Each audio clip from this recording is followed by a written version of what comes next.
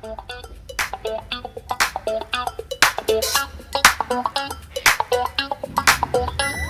morning! Day 12. Pupunta tayo sa public market. Ayan, naglalakad lang ako. Ito yung exercise natin ngayon.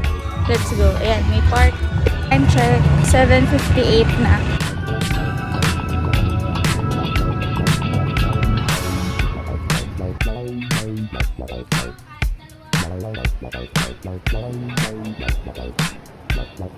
Ganda lang? Opo. Ito yung ate.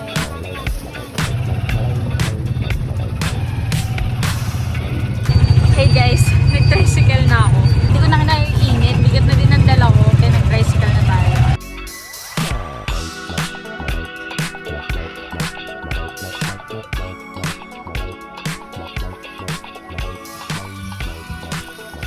Yun, ngayon pa lang tayo mag-journal and breakfast. And then after nun, yun, magluto na tayo ng lunch.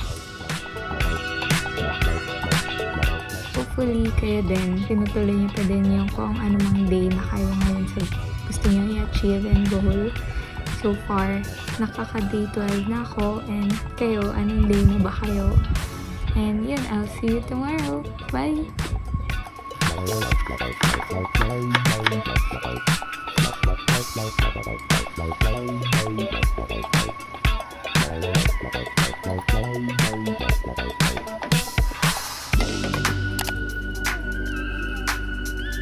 Hey, Kayloy.